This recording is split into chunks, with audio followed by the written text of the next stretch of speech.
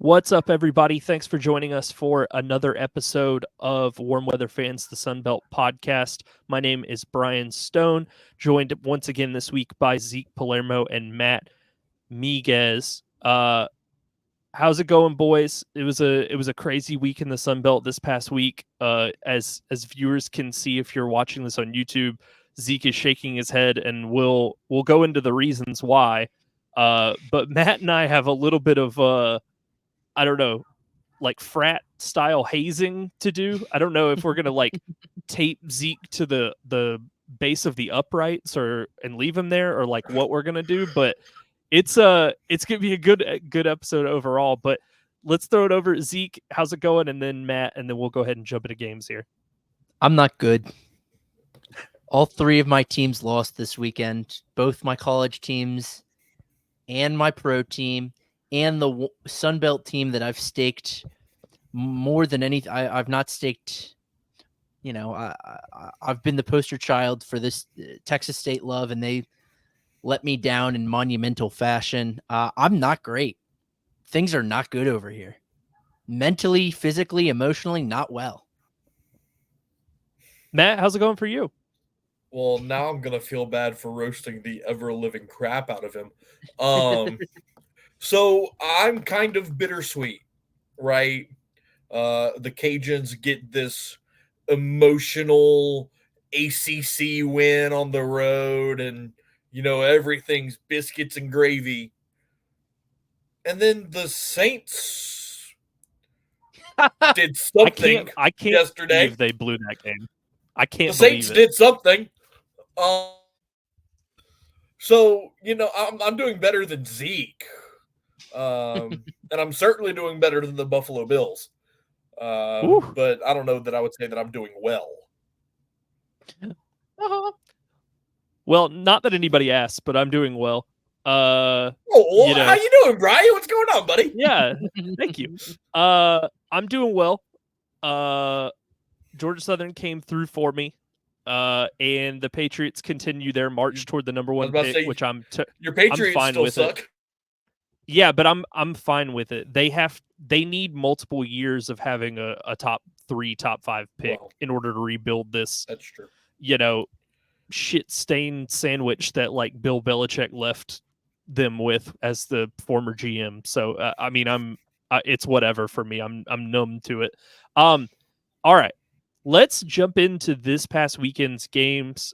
First of all, I wanted to start off by saying and obviously acknowledging App State Liberty was canceled due to Hurricane, Helene?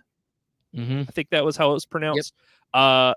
Obviously, we put people above football games, so we hope everybody in the Carolinas and Upper Georgia and everything are doing well and everybody's healthy and safe. But yeah, it was a bummer they couldn't play. But once you saw the state of Boone and how deep underwater it was, you were like, okay, I get it. Yeah, no doubt. So let's get to the games that did happen. I'm going to recount these as they're posted on ESPN.com as I'm looking at them right now. So they're not going to be in chronological order. But Matt, let me go ahead and start off with the game that you attended. So you were at South Alabama LSU. I was keeping up with this game, a little bit. I was watching Georgia Alabama. Full disclosure, like that game was insane. What a game! The vibe that I got, that was an insane game. The vibe that I got from LSU South Alabama was that LSU went up big and then just took their foot off the gas. Do you think that that's accurate? Yeah, that's kind of exactly what happened. You come out first play of the game, Garrett Nussmeier hits Caden Durham, the true freshman running back, out in the flat, and he takes off for a 71-yard touchdown. South Alabama gets a quick 3-and-out, and then when LSU gets the ball back, they handed it back off to Caden Durham, who ran 86 yards down to the 1. Like, in a matter of 3 minutes, Caden Durham had 150 yards of offense. And so, LSU jumped out to this huge lead. And then, I think in the second half, I think they just got a little complacent. Garrett Nussmeier made some poor decisions, and South Alabama kind of benefited from some good field position. I thought Gio Lopez made a couple of really nice throws down the field, including his one touchdown pass to Anthony Eager. It was just a great ball. And look, I think South Alabama did some things well, and I think that there's some positives that they can take away from this game. But man, you also, and obviously the talent difference is there, right? But you got to give some credit to LSU. I mean, their offense was clicking from the jump. I mean, Garrett Nussmeier throws for a career high 409 passing yards. That's just insane numbers. But no, I thought overall, I know the score looks kind of ugly, but I thought especially offensively, it was a pretty decent night for South Alabama. Well, we'll get into the South Alabama side of it, but with the injuries that LSU's been experiencing this year, if you're up 35-3, you just want to get out of a game like that healthy. Like it doesn't affect the standing of your season overall, and this was obviously a paycheck game, so for them it was kind of a no-brainer to just take it easy and make sure everybody got to week 6.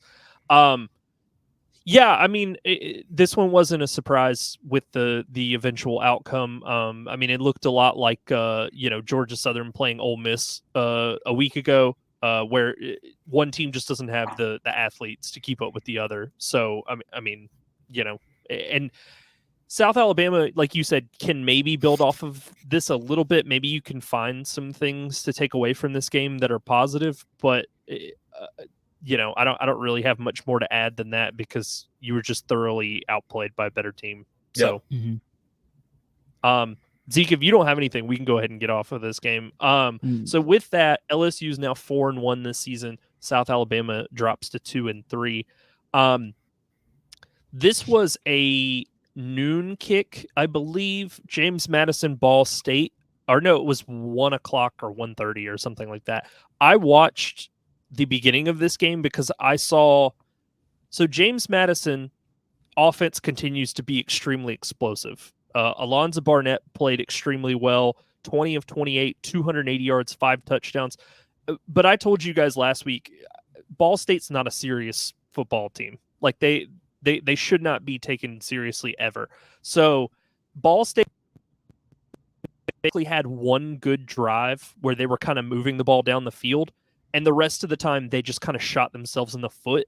And anytime they would make a good play, they would immediately commit a penalty, or they would have a turnover, or just some back-breaking thing would happen. And I don't know that this is the game to kind of put this forth, but the way that Ball State was kind of moving the ball early gives me a little bit of pause for James Madison's defense. Like, we talked about it last week with the UNC game. Like, they scored 70 points. You can't really argue with that.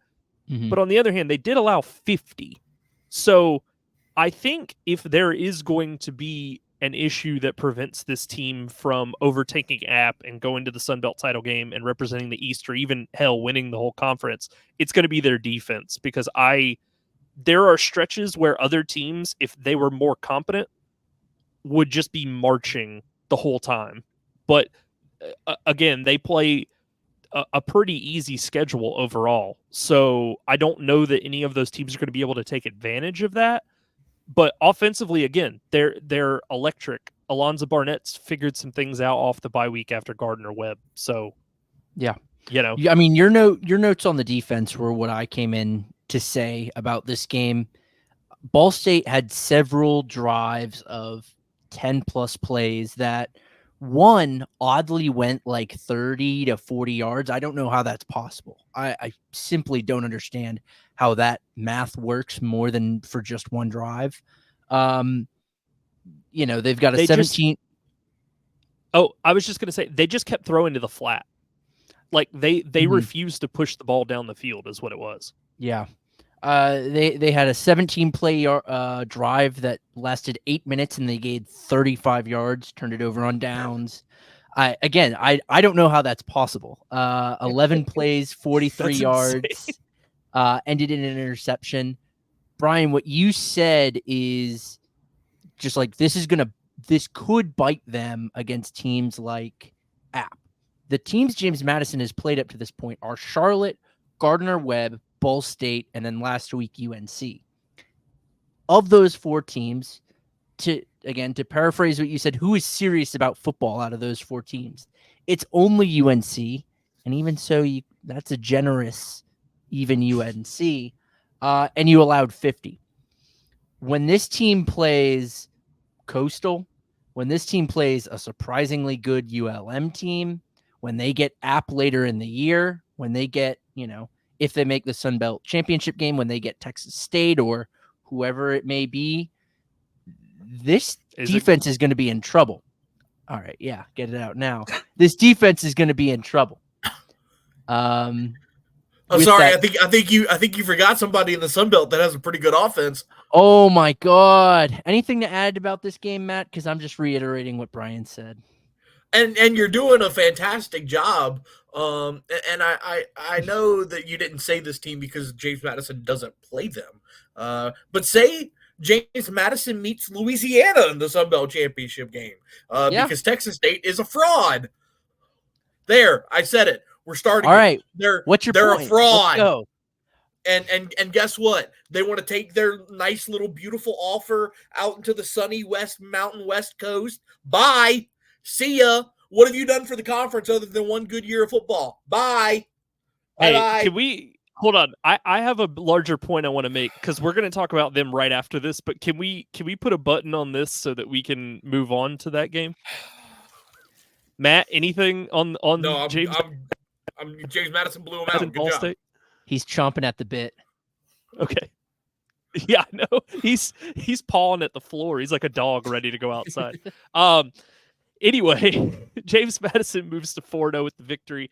Ball State is now 1-3. Yeah, so Matt was like getting ready to it. Sam Houston kicks a game-winning field goal. Hold on. So not only did Texas State lose this game, that's obvious. They blew a 22-0 first quarter lead to Sam Houston. I tweeted from our account mistakenly, hey, Texas State scoring so fast, McLeod might be able to take the second half off because this looks like they're running away with it. And then their defense, which I have brought up many a time in previews, anytime we preview them in individual games, I'm like, I like the offense. Again, 39 points. Can't really argue with that. The defense, outside of like Ben Bell on the defensive line, you don't have anybody. So if it's not the Arizona State game and you're not getting constant pressure and stopping the run, like madmen, you're in trouble because other teams can just throw the football on you. And that's exactly kind of what happened here, which was they jumped out to a big lead. I don't know if they got like too comfortable or they felt like too confident in themselves based on the way that the game started. But what the hell? Like, what are we doing? And then number 2, Matt, you already alluded to it. Zeke, is this worst case scenario for you if they blow this, what we anticipated them to be one of the top 2 teams in the West, and then they peace out and go play like Boise State and Wyoming every year? Is this like worst case scenario for you? I'll tell you, was it the week 2 episode that I missed and I left y'all like just 10 words or something crappy and short? My message on Texas State in that game was this team is either going to learn from a very poor performance against I believe it was against Lamar, or they are going to prove to us later in the season that they are still dealing with the same issues that they had in the back half of the last season. That being inability to finish games. I called it a Georgia Southern like softness, which Brian, you've talked about a lot before. And I think the latter is what we have. No. I'm not done. I'm going to give you what you want, Matt. I'm about to give you what you want. Texas State, you have made a fool out of me. You've made a fool out of anyone that believed in you. You are fraudulent. You will lose at Troy this week. And I hope you enjoy your time in the Mountain West or the Pac-12 or the Big Sky Conference, because for what you have done to me and my reputation is irreparable, and I will never forgive you. Damn. Is that what you wanted to hear, Matt? I mean, that was beautiful. So yes, Brian, you brought up the 22-0 first quarter lead. I'm gonna add on to that. Try giving up 19 unanswered in the second half. What? Yeah. To an FCS call-up. And look, I'm not going to knock Sam Houston. I've watched them play. They're a solid team. They've got a lot of talent. They played in the FCS National Championship game. What was that, 2 years ago? Mm-hmm. Like, they're not a bad program. They're not your typical FCS call-up, right? And I get that. However, Texas State, across the board, has more talent. No question. No question. Okay, we would agree. How do you lose this game? You have the Sun Belt Player of the Year.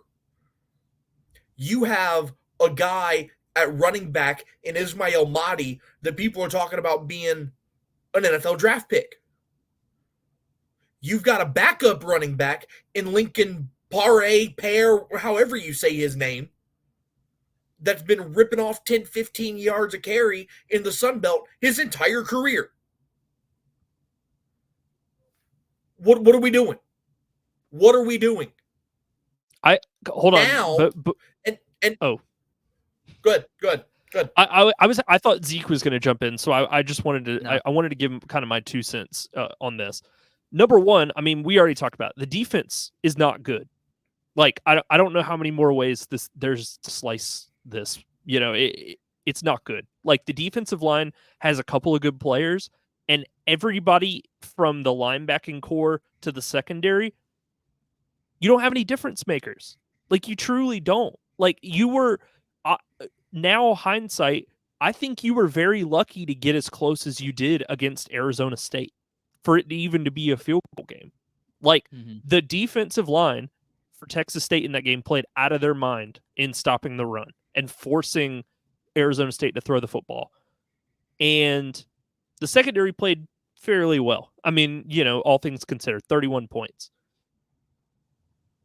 But again, this is what my concern was the whole time, which is they have an amazing offense, but there's two things. The defense isn't very good. And number two, there's something with G.J. Kinney and issues with consistency. And you saw it play out last year because he had a weird relationship with T.J. Finley that, you know, he eventually brought a transfer in to replace or compete with Finley, and Finley pieced out.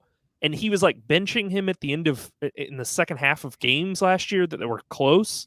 Like, I don't understand. Like, it's almost like a guy where you look at I don't know, like a Cliff Kingsbury when he was coaching the Cardinals, and you're like, you have all of the pieces. What is wrong? Like, I truly don't understand where the disconnect is between the talent you have and what we see on Saturday.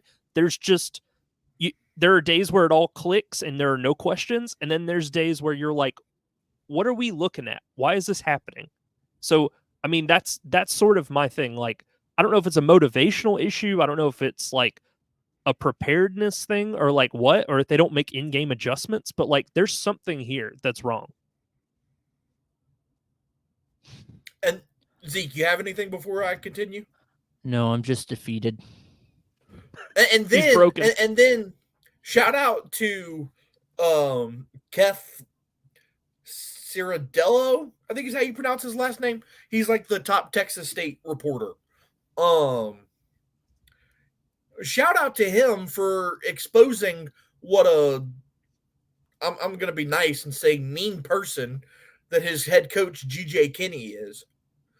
The media goes down to field level for the post-game press conference, and officials from Texas Tech or Texas State say, oh, Coach Kinney's press conference has already been completed. To who? Yeah, I What? heard about To this. This is who? crazy. Who did he talk to? That's so weird. So that right there is a coach that says, I screwed up. I got my ass kicked. I don't want to talk to anybody. Mm-hmm. And now you're going to be the little puppy dog that daddy told no. You're going to tuck your tail between your legs and run to mommy, who is the Mountain West, and say, please give me what I want. Please be the good parent. So can I ask a Bye. question? Can I ask a question? Yeah, of course. Is the Mountain West that much better of a conference? Like Hell no. What is the No, but I mean, like, what is the draw to the Mountain West? Like, is it a money? Like, can they offer more money? Like, I don't understand why that would be an upgrade. If the Pac-12, with again 2 former Pac-12, the way that the Pac-12 was with like Oregon State and Washington State, and they're bringing in all these other schools, and I get that it's almost like the way the Big 12 kind of like restructured. That if you're saying, hey, we're doing that, I'm like, you know what? I don't really have any questions. Like, I'm sure the money is better. They had a rights deal that, I mean, it was screwy, but they had a rights deal before the entire Pac-12 exploded at the end of last year. The Mountain West, I'm like, dude, there are games on like True TV. Like, I watched the Boise Georgia Southern game like on HBO Max because it was on True TV. Like, how could the money be that much? How could it be that much better to where it is an actual draw that you go play Wyoming at 11 o'clock Eastern, 10 o'clock Central at night on HBO Max True TV? Like, I don't understand. Like, how does that work? Do you guys know the exact amount of money that each school makes in the Sun Belt? Y'all know offhand? Not I'm off trying to rip. find it, and I don't see it. I don't see it online. I will say, I know the Mountain West got I just a saw the new Mountain TV West. deal. The Mountain West has a new TV deal with Turner Sports and Fox As that of pays this past summer. Right, that pays $5 million a year. I think Per the school. Sun Belt, again, I'm just quickly Googling this. I'm reading $7 million on their ESPN deal.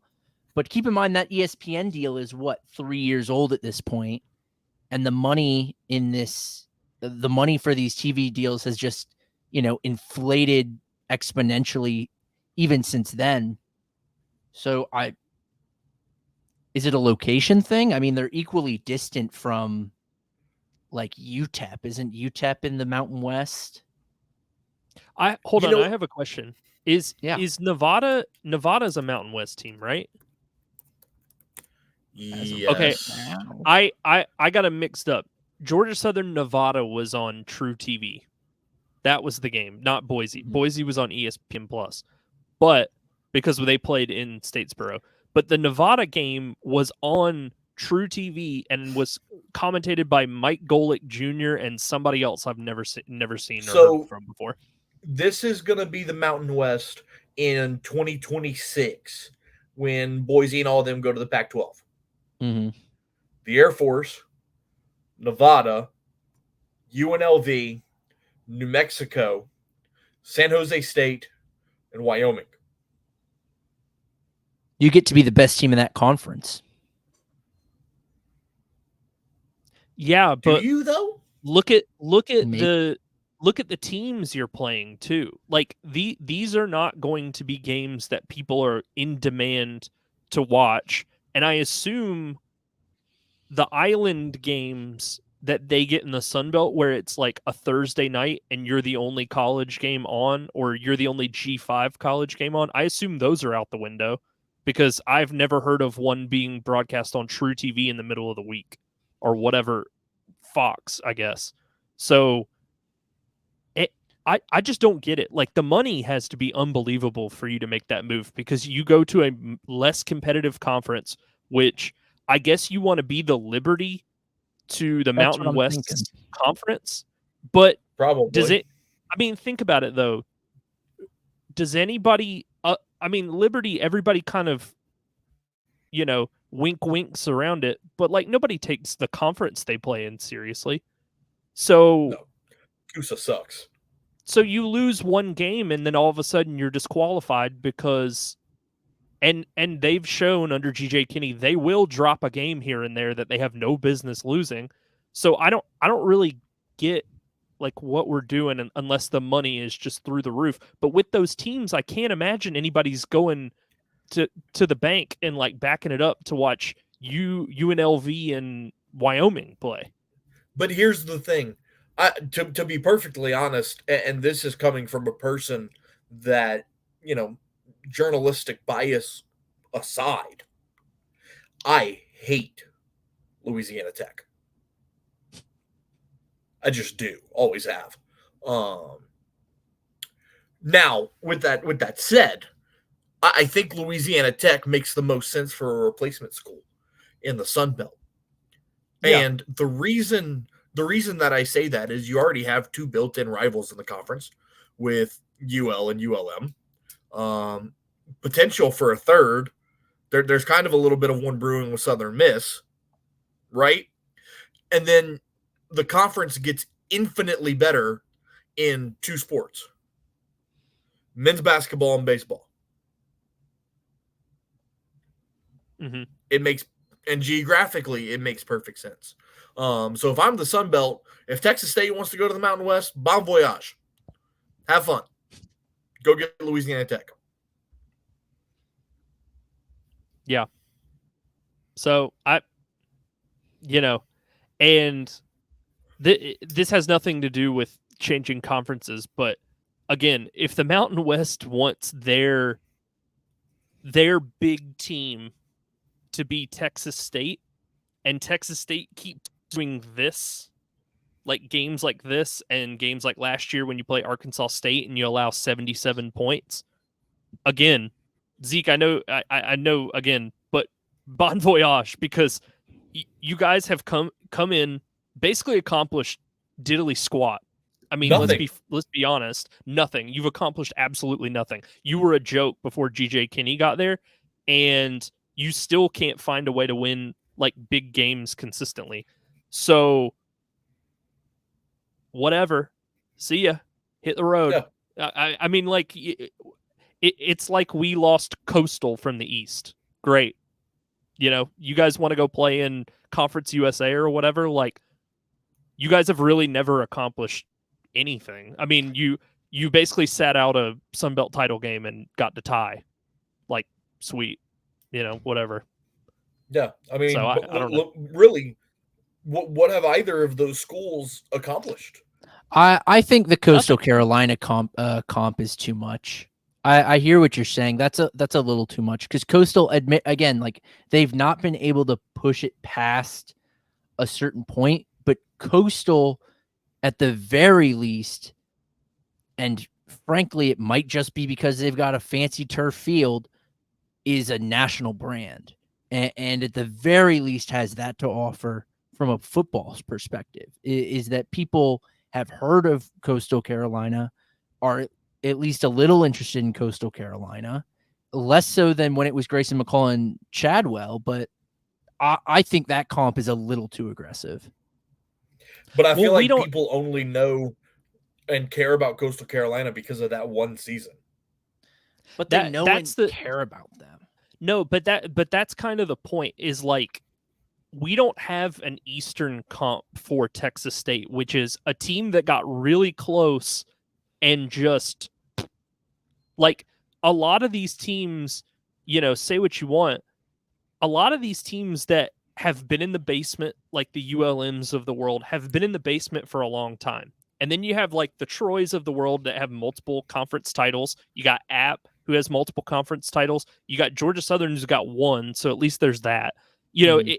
It's like the teams that are bad typically stay bad. Texas State is kind of like a recent development. So I don't have a one-to-one comp except for Coastal, because they got close and they basically have a share of a conference title by default. They didn't even play the game. So like, that's kind of what I mean, is like, and no, I don't really think Coastal's a national brand. Like, they had one really good season, and I know they have the teal turf and all of that stuff, but like, again, you have a team that is very good, but has never kind of climbed the mountain.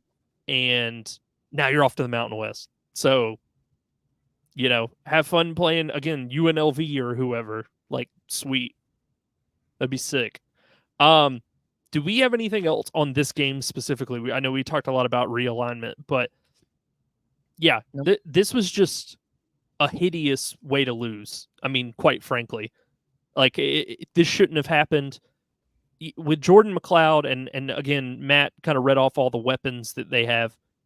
Why are you in games that come down to the last play against a recent FCS call up that isn't named James Madison? Is kind of my question. So, I mean, I know Sam Houston's good, but I don't. They hadn't had that like immediate impact that James Madison had, where it was like game one, you knew, you were like, oh, I totally misjudged this team.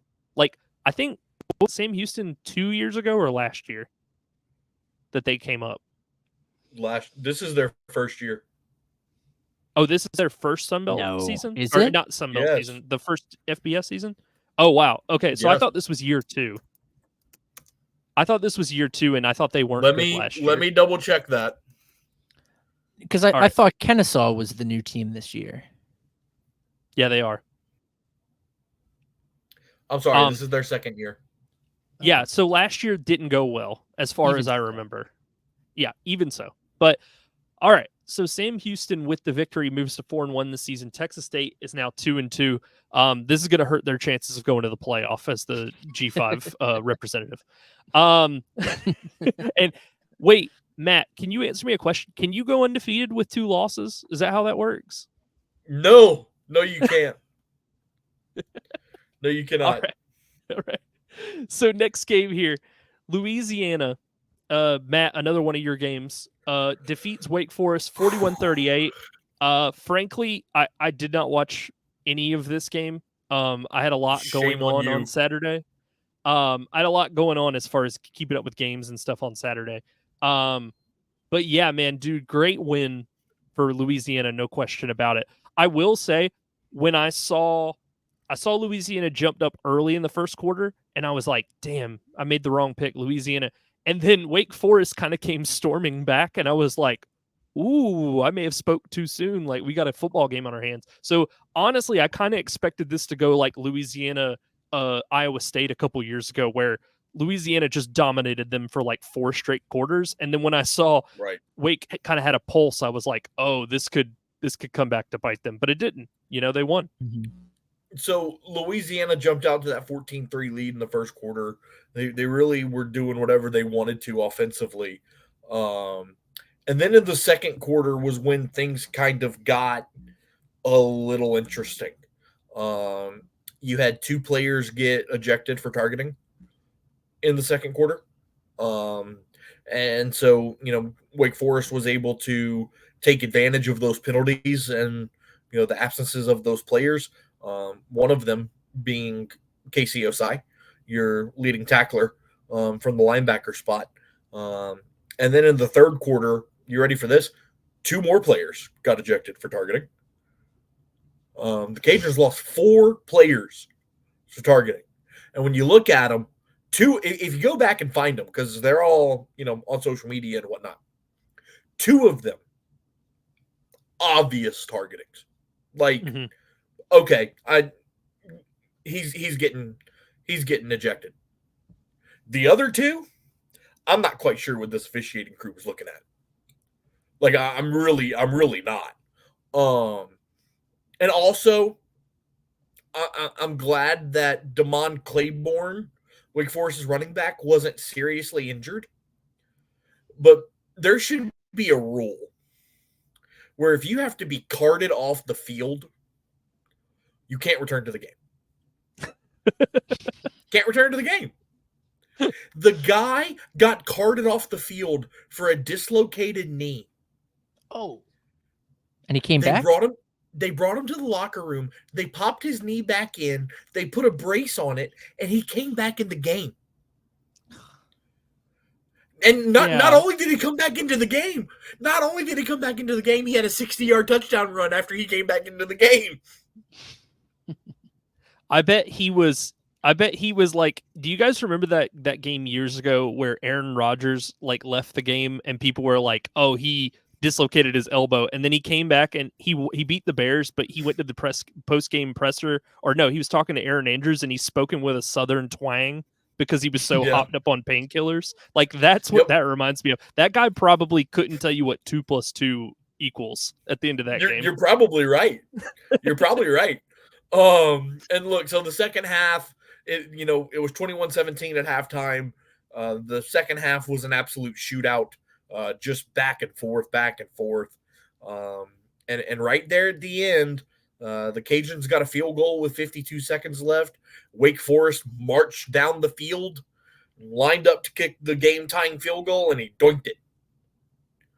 So look, again, I was really impressed with the offense. They were able to do what they wanted pretty much all game. Ben Woldridge was 20 of 29 for 257 and 3 touchdowns. Elijah Davis had 95 yards on the ground. Defensively, I would have liked to see you make a couple more stops. I know you lost 4 starters. But look, the resolve of a team to have to face all of that, bad officiating, you're playing an ACC school on the road, you lose 4 guys to targeting, and you still find a way to win. I mean, that's just it's a huge win for this program. Huge win for Coach Michael Desormeaux. It's his first P4 win as a head coach, and so it was a really good day for Cajun Nation on Saturday. There's no doubt. Matt, what is the real Louisiana defense look like? Because this team is consistently putting up points across all opponents, but you held Grambling and Kennesaw to 10 each, but then against Tulane and Wake Forest it's 41-38. Where in the middle of those two extremes is the real defense here? A happy medium between the two. Sure. I think that obviously you have a new defensive coordinator this year, in Jim Salgado. So I think there's still, that ironing out period, right? But when you look at the Wake Forest and Tulane game, a lot of the credit has to go to the opposition. Mm-hmm. I mean, Tulane's legit. Yeah, they are legit. Right. And Wake Forest, look, like I said, I think you kind of fell behind the 8 ball with a couple of key players getting ejected, and they were able to take advantage of some penalties, and really just kind of capitalize on momentum, right? And so look, obviously you don't want to give up 41 and 38 in back-to-back weeks, but I don't think it's a hit the panic button on the Cajuns defense. Casey Osai is still a fantastic linebacker. You've got pieces in the secondary with Keon Martin. I would like to see the front 4 get a little more of a pass rush on opposing quarterbacks. That's something that they've kind of struggled to do so far this year. But I think your back, 6 or 7 is in great shape as you head into Sun Belt play. But we'll get into it when we preview. I am worried about next week's game against Southern Miss, to be honest. Okay. Matt, just to put a button on this game, I forgot to bring this up after the Tulane game, but I watched the TikTok that you made about Desormeaux's press conference where he was like, the fans just think I'm a dummy or a dumbass or whatever he said. Yeah. Well, it reminded me of, have you ever seen that show, I Think You Should Leave, on Netflix? Yeah. Okay, it reminded me of the coffin flop sketch where he goes, "They just think I'm some dung hick." Like that's what him saying that reminded me of. The fans just think I'm some dumb hick, and he's like, and I was like, that made me laugh so hard. So the reason that he was so fired up in that post-game press conference, obviously, you lost an emotional game that you feel like you shouldn't have. But that specific quote was. If you remember, late in the game, it was like a 4th and 9, something like that, and the Cajuns go for it, and they end up hitting the check down. Yeah. He hits Elijah Davis out in the flat and gets absolutely nowhere. And so somebody in the press conference said, coach, what was the design on that play? Like, what was the play? What was the idea or Right. the concept? Yeah. And so Dez was like, oh, the number one route was a deep shot down the field, but I guess Ben just thought it wasn't there. And then he goes, I know a lot of y'all think I'm a dumbass, but I actually had a solid play drawn up there. Like, I know what I'm doing. Yeah. Which tells me that the coach reads social media, which don't love that. Do what you want, but that's not great. Well, I will say I kind of wish some Sunbelt coaches, and wink wink wink, read a little bit more social media, because because some of them continue to do the same dumb stuff every single week, and if they read a little more social media, they would be a little more self-aware and go, hey, if I do this, they're gonna make fun of me on Sunday. Maybe I should. Is this coach you're referring to in the Eastern Division? Yes. Okay. Yep. All right. So with the win, Louisiana is 3-1 this season. Wake Forest is 1-3. Okay. So I'm not gonna call this the Georgia Southern-Georgia State game by its dumb agriculture-friendly name. The Georgia Grown Bowl, baby! Those words in that order will never leave my lips. I promise you that. I will go to my grave having never said those three words in consecutive form. Okay, I want to set the stage for this because we recorded last Tuesday, and as far as people that listened know, Zeke took Georgia Southern plus 3.5 on the road. Now, what I will say is, what people don't know is Friday afternoon, I get a message in our group from Zeke saying, you can put me on Georgia State minus 3.5. Freddie Brock is going to shred that defense. As far as I know, I looked at the stats. I'm pretty sure Freddie Brock ran for under 50 yards. Am I correct on that? 36 on 10 carries. Okay, I just want to clarify. So I don't know if Ben Moore had you at gunpoint while you were sending me that text, but that was how it read, and I kept saying blink twice if you're in danger. So go ahead. You can't tell me that's not a solid line of thinking, though, right?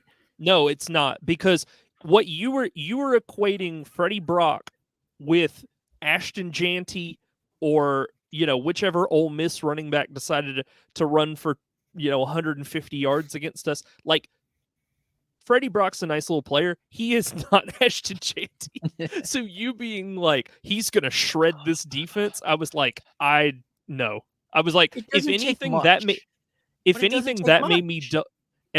that made me double down on the Georgia Southern take. So Georgia Southern wins 38-21 in a game that was not even really as close as it seems, because Matt, I don't know if you watched this one, but if Georgia Southern did not attempt to return a punt in this game, they would have won by 30.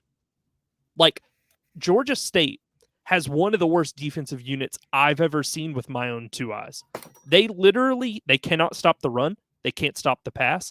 Georgia Southern dog walked them basically every offensive possession. If Georgia Southern did not score in this game, it was because Georgia Southern screwed up themselves. Not that Georgia State made any plays. It was, hey, we went we got to fourth down because our dumb OC decided to run quarterback power on 3rd and 1 on the first drive and ran directly into the back of his lineman, and it was 4th down. And that was the type of stops Georgia State was getting in this game. So I have a question, and I want to pose it to either one of you, considering you both write for either team. For somebody that didn't watch the game, has no idea how things transpired, it looks to me like Georgia Southern went back to being an option team. They dominated on the ground. Not option, but they finally did what my big complaint was, and I guess it took getting their former offensive coordinator Brian Ellis out of the building to allow them to finally do this. But they had games in the past 2 years where if they just committed to running the football, it would have went like this. Like there were games like I think it was Old Dominion last year. Like there are games that they've played where if they just kept doing what worked, they would have won, and they decided we're not going to do that anymore. So what they did was basically they found out, hey, guess what? Georgia State can't tackle OJ Arnold in space. Or as the game went on, they're getting worn down trying to tackle Jalen White over and over and over and over again. And basically what happened was Georgia Southern just shoved it in their face for, especially in the second half when they were just trying to bleed clock and get out of there. Like Georgia State, again, they have no defensive playmakers. They can't stop anybody. Like even when you go back and look at the game they beat Vanderbilt, like it was a high-scoring game. So again, I don't really understand where Zeke got the line of thinking of, hey, this is going to go totally different. Georgia State's going to get stops. What? I'm not going to let you get away with this because let's not discredit the fact Georgia Southern had go ahead of this game had like a bottom 10 rush defense in the country. And if State has been good at anything, if they've been good at anything all year, it's been running the ball. Who they played, it's different. There are levels to this. Georgia State was playing, they played Vanderbilt and like the Sisters of the Poor for the first like 4 games or whatever. Georgia Southern played a number 6 ranked Ole Miss team. They played Ashton Janty, who's he's the best running back in the country, like bar none. I don't know if you guys saw the highlights on Saturday when he did the Marshawn Lynch beast mode run impersonation. Like, yeah, he's the best running back in the country. Now, once I saw all of that, I said, Georgia State doesn't have anybody on that level to be able to run the football. Like, again, your Freddie Brock take, I was like, what are we talking about? Freddie Brock is not that good. He's just not. Like, he's a fine running He ran back, for like 240, 250 in a bowl game. Against who? Utah State. Okay, there's your answer. State! It was a program record. I would have ran for 250 against Utah State, Zeke. Blake Anderson was off doing God knows what that ended up getting him canned. So, like, y'all ran for 1.9 yards a carry as a team. Yeah, dude. Right. To answer your initial question, Matt, Southern absolutely ran the ball down State's throat. There's no question about that. But consider that they also ran almost 90 plays of offense. And when you're running 90 plays of offense, you're bound to put up numbers like that. Obviously, the 5.4 is incredibly impressive. Because the Panthers defense can't get a stop, which was my point. I'm not discrediting that. I'm just answering Matt's prior question. No, I know. The running game. Zeke, watch me. Watch me, Zeke. What am I doing? World's tiniest violin. There was never expectations. I put my own foot in my mouth. I screwed myself. There was no expectations. Vanderbilt's going to be You did it with your beloved. You did it with your beloved Panthers, and now you've done it with Texas State. It's okay, buddy. You're gonna learn. I'm gonna learn at some point. I promise. And he called himself last week's episode a quote real ball knower, and then made those 2 calls. And how about this? Again, we can move off of this game because I think we've done it justice. But he had the pick right. All he had to do was not say anything, and he would have been dead shut correct. His mouth. Yeah. So looking at this Marshall game, foot. I know this isn't a foot, but like foot. Oh, yeah, I know. Yeah, gosh. Right in the mouth. Hey, Christian Valaire, 356. That's pretty nice. He's never. I think he threw 3 picks. Yes. Cat, I don't know what kind of French y'all speak in Atlanta, but IEUX is not an ER. Matt, I'm on your side. I have a take, and there is no factual basis for this. He will not be a good quarterback until he pronounces his name the way that it should be pronounced. How about that? Like I don't know how you get ER out of IEUX. Christian Valaire also completed like basically half of his pass attempts. So Yeah. the yardage was good, and like basically there were two like busted coverages that he took advantage of where Mhm. he just threw it deep, and Southern just had like one high safety and just didn't have anybody back there to kind of play zone or bracket anybody. But other than those two throws, it was a lot of like he couldn't get out of his own way. State's 21 points came off a 76-yard touchdown pass, like Brian just talked about, 58-yard touchdown pass, like Brian just talked about, and then a 1-yard touchdown run from none other than Freddie Brock after the ball just kind of slipped out of JC French's hand. Just one of those things. He didn't like really fumble it. It just kind of happened. I didn't take too much issue with the fumble, but that set up a 6-yard drive concluded by a 1-yard run. So State realistically, like if this game is played over again, scores 7 points tops. Yeah, if the game's played again, the final score is like 45-10. So, good. And I will say this, I have been, and I said this kind of to start the season, but it kind of got lost in the shuffle of things and how concerned I was about Georgia Southern's defense. I think JC French is a hell of a quarterback, like for what they want to do. Like he has been exactly what the doctor ordered. Now the defense could get a lot better. Like I'm not saying that because that's the thing that's holding them back. But all they needed was someone that wasn't going to turn the ball over 100 million times the way that Davis Brin did. That was all they needed. Make some throws, make a couple plays. Brian Ellis stopped throwing the ball 70 times a game with the most turnover prone quarterback in the nation. That was all they had to do. And they said, nope, simply couldn't do it last year.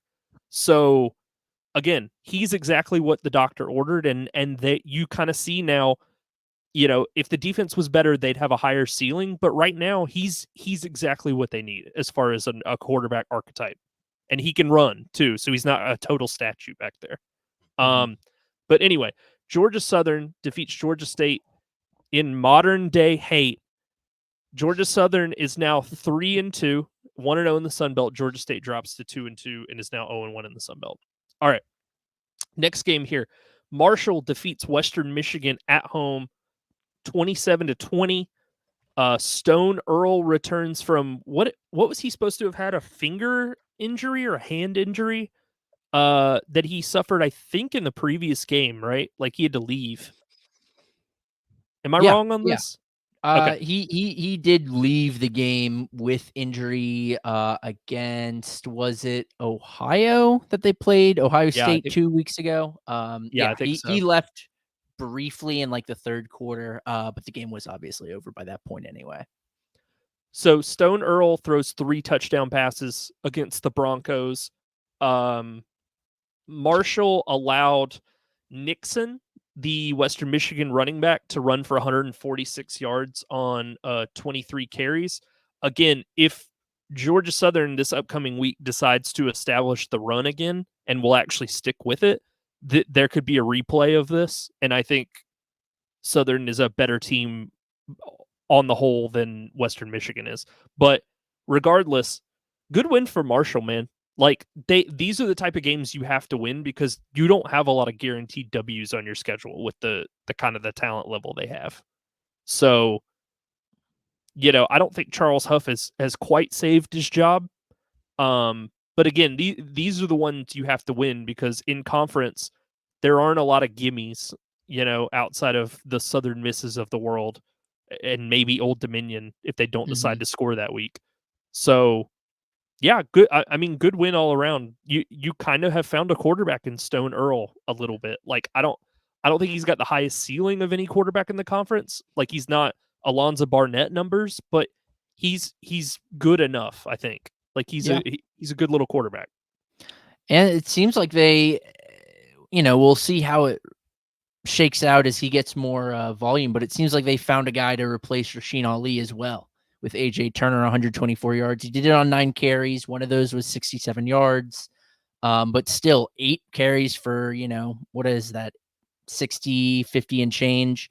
That's a pretty good day for him. I think for Marshall, this is just like their first even comp game of the year because they played Stony Brook to start, then played Virginia Tech, a mid Virginia Tech team, and Ohio State. So this is like their first even comp opponent, and they won it. And that's all you can do. When they play App this upcoming week, I think that'll be a real indicator for each side as to where this team goes. But I think Marshall has proved, at least through this game, proved to me or made me believe that it's not necessarily time to hit the panic button quite yet. They're not in a place they need to be. But like this is a Marshall team that could ultimately make a bowl. That I don't know if you would have said that about them 2 weeks ago. No. So, Matt, do you have anything to add on this one? I just realized that I was sharing some thoughts, in between you guys talking, and I was on mute. No, I mean, didn't realize you were talking. When I realized I was muted, I was sitting here while Zeke was talking, just going like, but anyways, no, I mean, it's a solid win for Marshall. Like you said, these are the games that you have to win. And they were able to do that, although it got a little scary in the third quarter. They were able to dig down deep and find a way to get it done, which is what good teams do. So, credit to Marshall. And now, like you said, there's not many gimme wins the rest of the way. So they're going to have to find them where they can get them. Yeah. So Marshall with the win moves to 2-2 this season. Western Michigan is now 1-3 with the loss. Getting into this next one, Old Dominion defeats Bowling Green on the road as a 9.5-point dog. This is the quintessential how did Old Dominion win this game. I think they have like one or two of these in them a year where you go through and you look at like the box score and you're like, where did the yardage come from? Like how did they score points? It was like I think Grant Wilson, I looked at the stats earlier. What didn't he finish 6 of 14 for like 118 yards or something like that? And 2 touchdowns. Like again, how do you win games with that little efficiency? Is like kind of what I don't really understand how they find a way to do this. They do it like twice a year. Here's what I don't understand. Bowling Green finishes with 70 more yards of total offense than you, 7 more first downs than you, and had the football for 17 minutes more than you. And yet you found a way. I don't get it. Bowling Green also had a receiver almost go for 200 yards and 2 scores and found a way to lose by 3 against Old Dominion of all teams. Old Dominion. And here's the disgusting thing. You talked about 118 yards from Grant Wilson. 75 of them came on one play. Yeah. Like Old Dominion wasn't good. But they do this. Like I don't understand but yet it. They won. Look, credit to them. I mean, good job. Yeah. I mean, I don't even know. This is you didn't deserve to win, yet you still did. Kudos. Good job, Monarchs. That's what they're best at. That's all I've got. Kudos to y'all. Were either of you watching any of this game or know why Grant Wilson left? Because I know he dealt with an injury a couple weeks ago. And he came out at some point for Colton Joseph. I'm just curious if because Grant Wilson has been pretty solid this year. Out of character for an Old Dominion quarterback. He's been good enough. He's all right.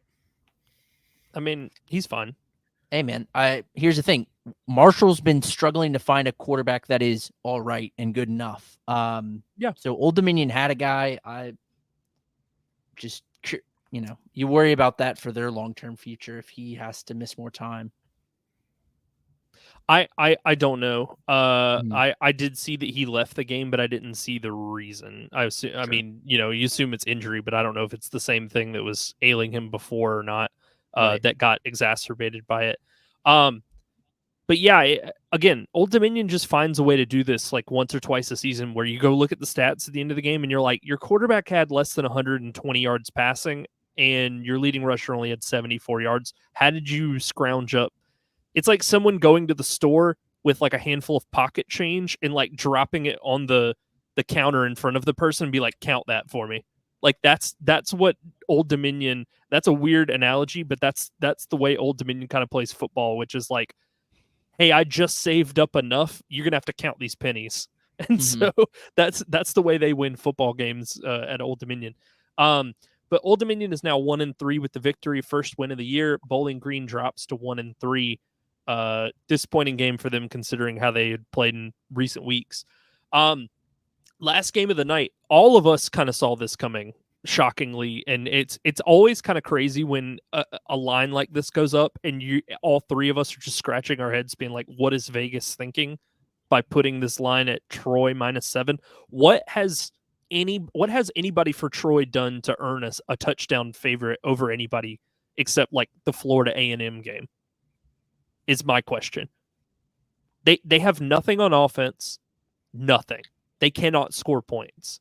Like, and I know, what was it? The quarterback, Goose Crowder got hurt. Mm-hmm. And Caldwell was already injured, I believe. So Correct. they were down to kind of their third string, Tucker Kilcrease. But even still, like, they just don't have anything on offense. Like, everything that was a part of these previous Troy teams is just gone now.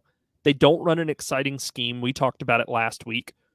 And so you're easy to plan for because you're not talented on offense and you don't run anything interesting. So, and your defense looked, passable in this game. They've looked bad in weeks before this, but they were passable in this game. Anytime you allow 13 points, you should probably win that game. And they can't muster enough on offense to make anything happen. So it's gonna be a long season for them. But those two Sun Belt titles will keep them warm at night, I guess. It's going to be a long season for UL too, though. Shoot, against this bad Troy team, they were only able to put up 13. On the conversion.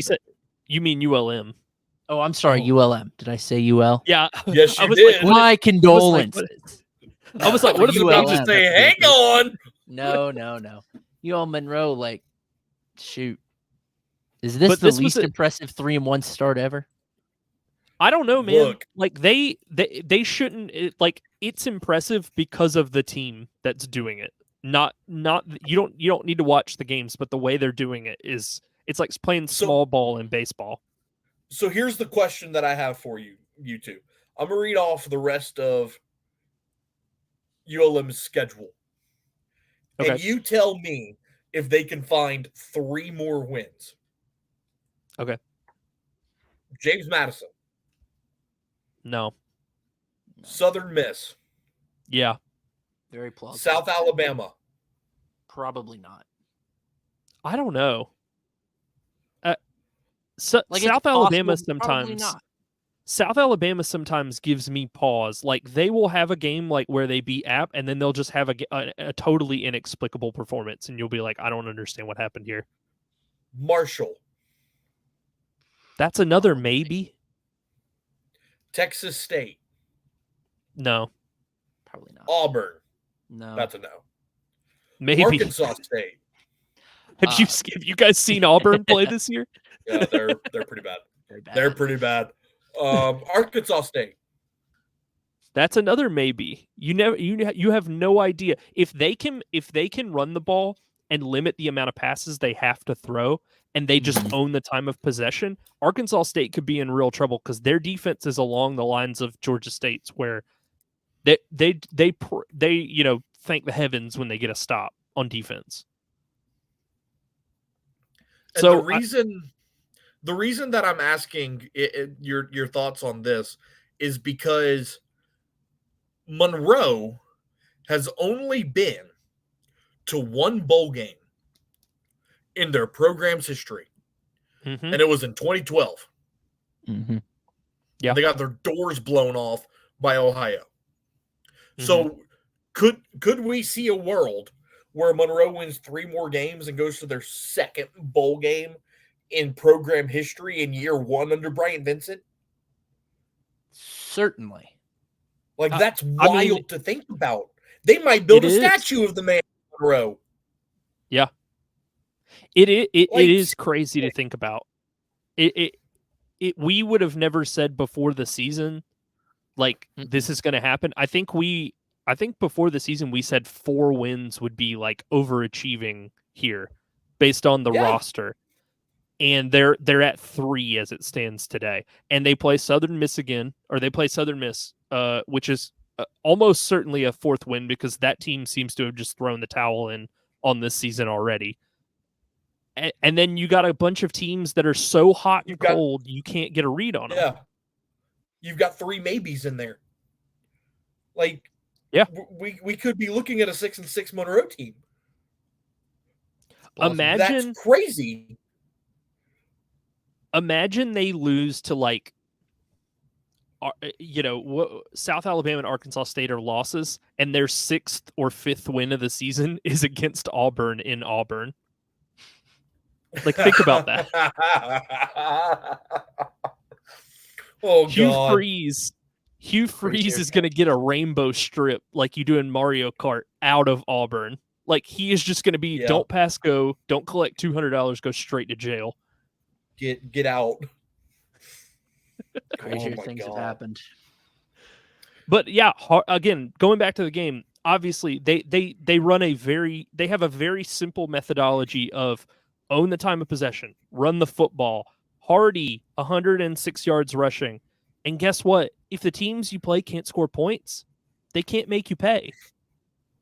So, again, if any of those teams come out and they're offensively challenged or defensively they can't get stops, like, yeah, they could win 6 games. I mean, they could. Before we move on to our week 6 picks, Zeke, I just want to commend you for being a good sport while eating your crow. You handled it very graciously. And as a token of Brian and I's appreciation, I would like to digitally present you with a warm weather fan sticker. Yeah, come on! Much needed win for me, fellas. There you go. Very attractive. We'll find a way to get them to our fans. Thanks for putting those together, Matt. Big win for me to get one of those digitally. I've already updated my resume. Yes. All right. Woo! So we are on to week 6 in the Sun Belt. Starting on Thursday, ESPNU, 7:00 Eastern time. Texas State is traveling to Troy to take on the offensively challenged Trojans. I don't think we have any feel for who's going to start at quarterback for Troy, correct? Like, 0. No clue. No clue. Okay. Texas State is a 14-point road favorite, which is nuts. That should tell you exactly what everybody thinks of Troy at this point. Over-under's 57.5. I'm taking Texas State for 2 reasons. Number one, we already talked about how offensively challenged Troy is, so I don't know how they're going to score any points. And number 2, yeah, that was weird. I don't know how that happened. Number 2, I think Texas State is going to be pissed. And I think they're going to take out all their frustrations on this Troy team that can't score the football, can't put the ball in the end zone. They settle for field goals way too often, and the coach just simply isn't aggressive enough when they are in those sort of goal-to-go situations. He's happy settling for 3. So with all that said, Texas State, I think, routs them. And if they don't, then, Zeke, you need to be even more concerned than you were after the Sam Houston game if they don't win this game big. Yeah. For burning me last week, and Matt's just playing with it. He's always got, like, he's trying to figure out what feature he can turn on at all times. And if you want to see what we're talking about, visit us on YouTube, Warm Weather Fans. For burning me Subtle last plug there. week, thank you. Working on it. For burning me last week, I still think Texas State beats Troy, but 14, at any point, 14 is a fairly high line. Give me Troy to cover, but Texas State outright. Matt? So I'm struggling with this one because I feel like the obvious answer is to take Texas State minus 14. But at the same time, this feels like the game where Troy shows up. It's at home. It's nationally televised. It's against a team that everybody thinks is better than you. Like, I don't know. I just have this weird feeling that Troy shows up. I'm going to take the over in this game. I think for some weird reason, I think there's a lot of points scored in this game. So yeah, I'm gonna take the over. Of all the sides you could have taken, the over would have been my absolute last on my list because I think if Troy wins this game, it's got to be 20-17. Like, they're not going to put up enough points to help you hit the over. But hey, listen, you can play it two different ways. You could say, hey, this is going to be a high scoring game. It's going to hit the over. Or you could say Texas State runs them out of the stadium and it doesn't matter. And they basically hit the over by themselves. That's fine too. So you could hit it for two different ways. That's fine. All right. Starting with Saturday, we got kind of a short slate of games because a couple of teams are off and we're well into conference play. 3:30 ESPN Plus. App State's traveling to Marshall in a semi-Mountaineer-ish rivalry game. They've got a weird kind of relationship between these two teams. Marshall, a 3-point favorite at home. Over-under's 58.5. How far the mighty have fallen if Marshall is getting 3 at home against App. The pick in this one is simple to me, but I'm sure this is going to come back to bite me. But if App can't get up for this game after having, 10 days to kind of lick their wounds or whatever, they're not going to do it at any point this season. So I'm going to take App plus 3. I think they win the game outright. And if they don't, then I'm not even an App fan, but I'm officially on the fire Sean Clark bandwagon if they can't find a way to win this game. I'm not going to go that far. Strictly because of what they've dealt with this past week. That can, like, their practice schedule got all messed up. There's in a typical circumstance, I would say no question, if you don't go to Huntington and win, Sean Clark's in serious trouble. Now, I still think it's a bad loss if you go to Huntington and lose. But I don't think that I'm going to look at this game and to be fired. Now, with that being said, I agree with you. I think App gets up. I think that Joey Aguilar has a great bounce back game, and App wins by 2 scores. But that'll make it even more special considering, again, like I said, everything they've gone through this week with the hurricane. Matt, September 25th. 2006. Saints' first game back from Katrina. They romp the Falcons. Steve Gleason, baby. Nowhere near. It won't be nearly as large a gap. That was a 23-3 win for the Saints. But give me App State here. All right. A lot of 7 o'clock games. They're bringing up Rebirth. Mm-hmm. A lot of 7 o'clock games this week. I wish they would have spread them out a little better because we have 4 games going during one time slot, and it's going to make it really difficult to keep up with any of these. But the first 7 o'clock game, ESPN Plus, Old Dominion's traveling to Conway to take on Coastal Carolina. Coastal is a 5.5-point home favorite. Over-under's 54.5. I'm going to take the under. Neither of these teams score a ton of points. I know Old Dominion hit 30 last week, but I don't think that's typical I think that was they have one or two outlier games per season where you're like, I don't understand, the box score doesn't add up to me. So I'm going to take the under. I think this one is a really low scoring game because both of these teams are kind of offensively challenged. It's going to be low scoring, but it's in total. But I think the final is like Coastal 28, Old Dominion 10. Give me Coastal here. I was laughing as you were reading it off because that line feels far, far too generous in Old Dominion's favor. Give me Coastal. Yep. I agree with Zeke. Coastal straight up. Well, they also, Old Dominion also does this where they play one of those games where they win a game they shouldn't have, and then usually they crash and burn the following week, and then later they sort of build back up to another upset victory. So yeah, if I was taking a side, I would say Coastal as well, but I just don't. Neither of these, Vasco has not looked good as of late, so I don't think Coastal's going to score a ton of points, and I don't know what the quarterback situation looks like with Grant Wilson banged up or whatnot or whatever's going on with him. So I just can't bet on those two quarterbacks to hit 55 combined. Another 7:00 kick here. South Alabama is traveling to Arkansas State in Jonesboro. ESPN Plus. South Alabama is a 2.5 point road favorite, over under 62.5.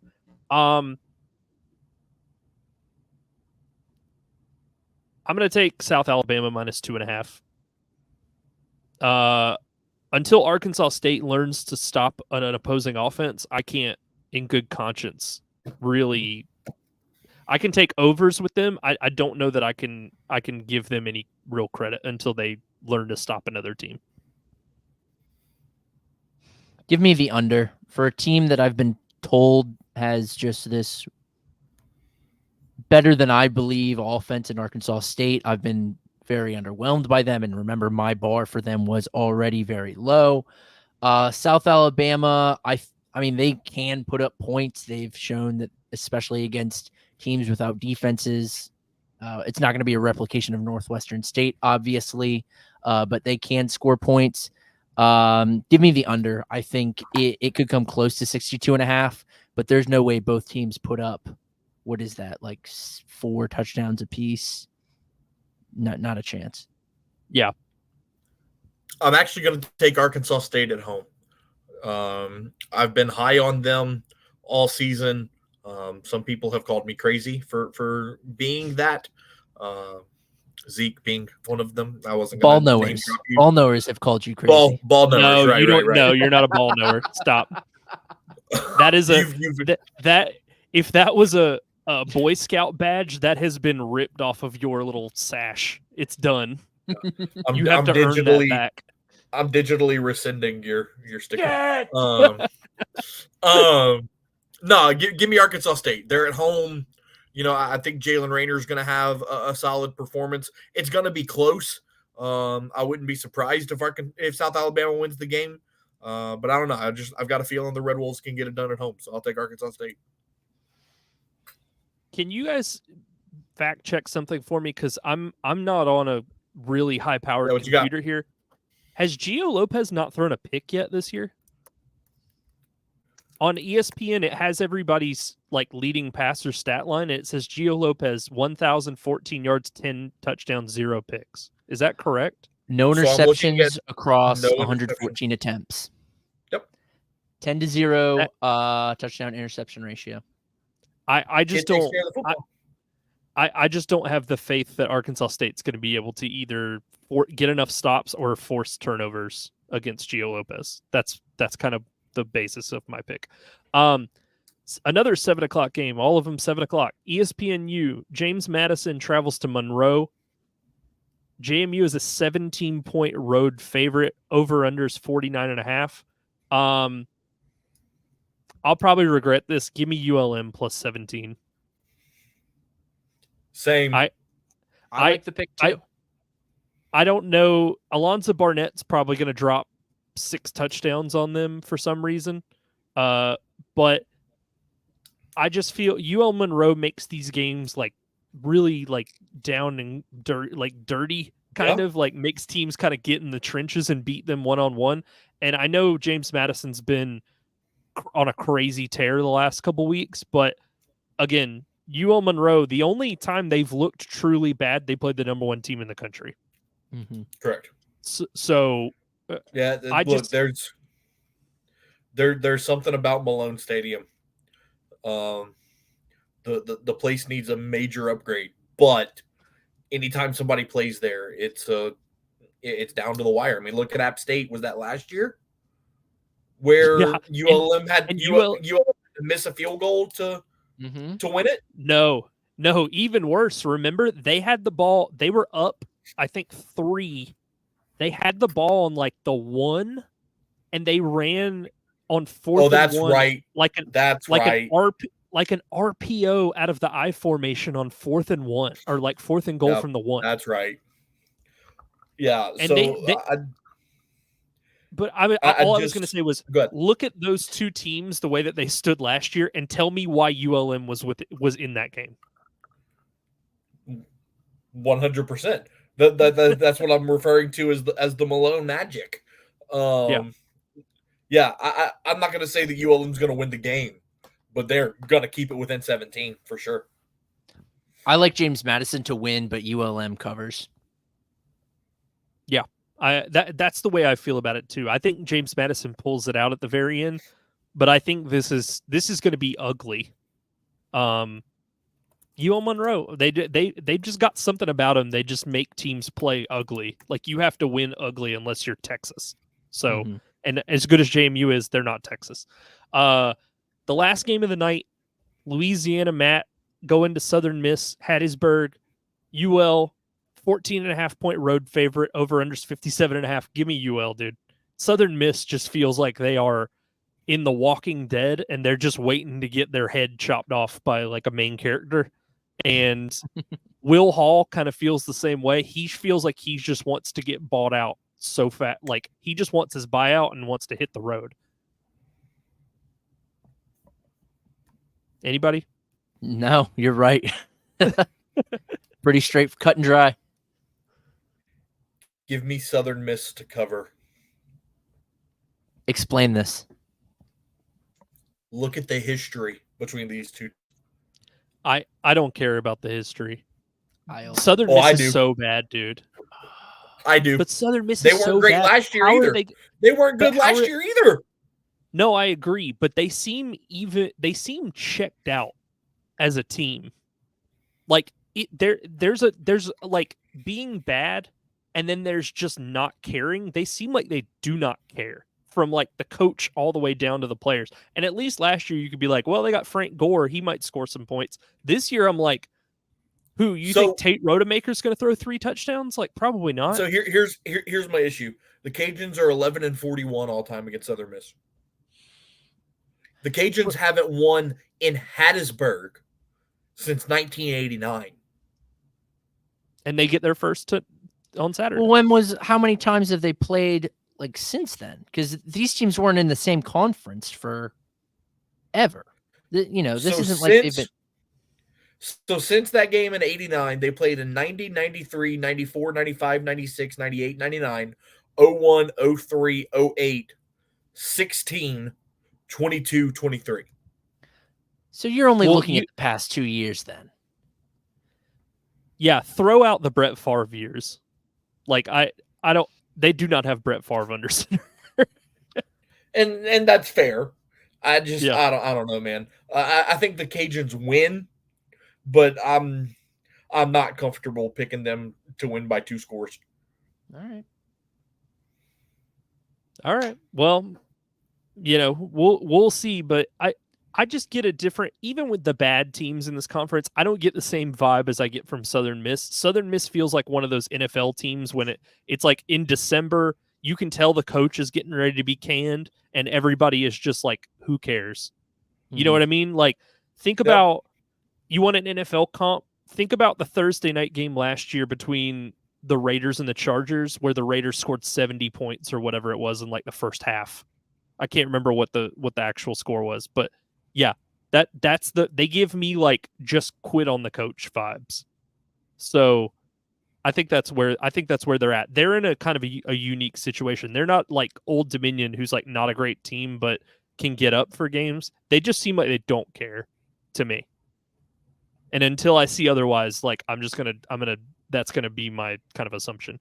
But that will do it for this weekend slate of games. Again, wish we could get a noon game so that all 4 of these aren't at 7:00 Eastern time, so I could watch multiple games.